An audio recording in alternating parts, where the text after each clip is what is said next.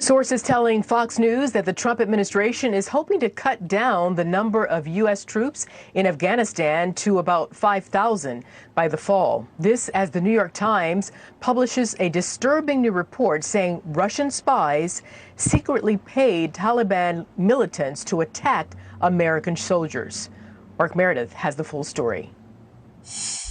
There's growing outrage over a New York Times report that says U.S. intelligence officials believe a Russian military unit offered Taliban militants on the ground in Afghanistan money in exchange for targeting U.S. troops. The bombshell report says the financial bounties offered to Taliban-linked fighters have been around for several months. The Times reports President Trump and White House officials were briefed about this earlier this year.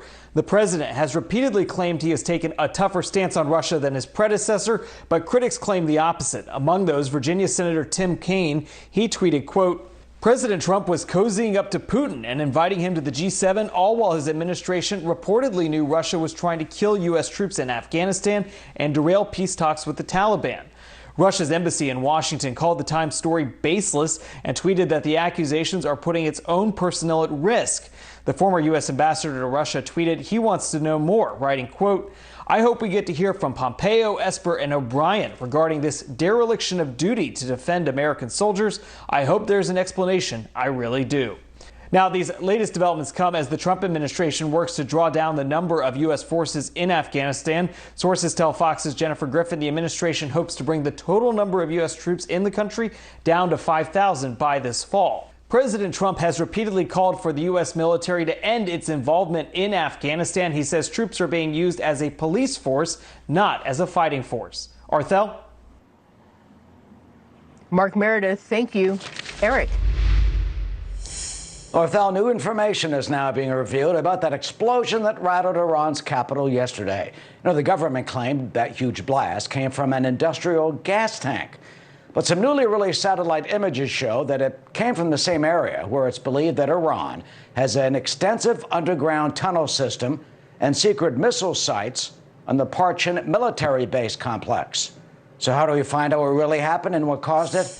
Dr. Rebecca Grant, national security and military analyst, joins us. She's president of Iris Independent Research. So, Doctor, your betting odds.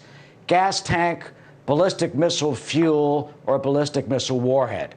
Which one? I'll take option 2, Eric, ballistic missile fuel of some kind. That was a huge fireball, and it could very well have been caused by Iran trying to strap together separate missile components to make a longer range missile, which we know they want to do. It could have caused that fireball, but absolutely a lot of fuel involved. And it just shows that they are working on dangerous missile weapons that we don't want them to have. Well, we know they have ballistic missiles. They've always denied that they want a nuclear warhead. Few believe that. Walk us through Parchin and those underground, the mountainside, deeply buried industrial complex. It was off limits to the IAEA inspectors for a long time. They did go in 2015, but we really don't know what's going on there. Right, we don't, but you can tell just from the size of that complex and how long it's been around that it's set up to do exactly this kind of highly dangerous test where you either are testing an engine on a test stand, you're trying a different fuel mix, you may be trying something with the warheads. And the reason they've set it up this way is partly for safety on the ground and then also mainly to prevent other countries from seeing what they're doing. The U.S. or other countries that do weapons tests may just go out and do that in the desert area, for example. But Iran's mode of operation is to be sneaky about it, and that's what we see going on at Parchin. So, of course, they're denying anything, but we know, for example, they had a failed test back in August of last year on the pad. We know that they are trying to do these long-range missile tests. They want a long-range missile that can reach more of Europe, reach NATO allies, and maybe even reach the U.S., and that's what they're working on. Sadly, we don't have any good missile control regime with Iran, and that's what the administration wants, to bring them to the table, get a new Iran deal, and talk also including some controls on their missile development. Do you think the administration will be successful on that in light of the nuclear deal and how some of our EU allies are operating? Well, that's a big question. The offer is out there for Iran to negotiate at any time. They haven't taken us up on it. Now, diplomatically, we did see a big win this week when Britain, France, and Germany, who are partners in that deal, helped bring a resolution to the International Atomic Agency inspectors to urge Iran to allow inspectors back in. Iran is really in violation in letting inspectors in to look at their nuclear activities. They also, as you know, Eric, they've really violated the deal and are storing far more enriched uranium than they're allowed to have, among other violations. Yeah, I mean, talk about among other violations, seem time and time and time again. They don't come clean. They're trying to hide this, according to experts, violating UN Security Council resolutions. Here's what the largest opposition group, the National Council of Resistance of Iran, says about that explosion in a statement, saying in part, quote, "The Iranian regime is lying. The massive explosion took place in this section designated for the production of ammunition, in particular warheads for ballistic missiles. Parchin complex is comprised of dozens of military factories and hundreds of warehouses and storage buildings. Besides, it includes dozens of tunnels and underground facilities." So, Dr. Grant, do you think that, absent the allies or UN inspectors going in there, will ever actually find out what happened? Well, and remember, Eric, they used ballistic missiles to attack U.S. forces at Al Asad Air Base in Iraq back in January. So, they have a range of these missiles. They're obviously trying to build more. What will it take for us to find out what's happening? There's sort of a separate question of trying to get Iran just to comply with its requirements under the Non-Proliferation Treaty. What we see is no compliance. This has been going on now for several months.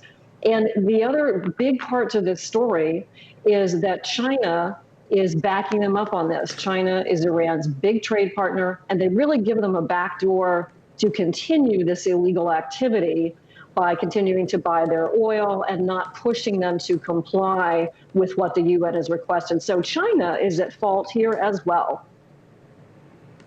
They're just lined up, it seems, against us. You've got the former head of the Mossad warning that he thinks Iran will get a nuclear bomb. What's your sense of this? Is it just a matter of time? We know that Iran is close to doing it, that they could do it within a year or two. But here's U.S. policy, and I really am in favor of this. President Trump has said this will not happen. And I think this explosion and the secrecy around it just points out again why Iran cannot be trusted with advanced technology and with a nuclear weapon. We must never let them do that. And corollary to that, the conventional UN arms embargo in Iran expires. It runs out in October. We're trying to get the UN to extend that. If they don't, then China and Russia are able to go in there and sell them even more conventional weapons, fighter jets, and other things. So we're really at a dangerous point, and we need to keep the maximum pressure economic sanctions on and make sure that Iran cannot ever develop a nuclear warhead and the missiles that they want to go with it. And the maximum pressure from the Trump administration is continuing. Dr. Rebecca Grant, always good to see you. And I'm sure we'll hear a lot more about this incident and potentially what happened in the future. Thank you. Thank you.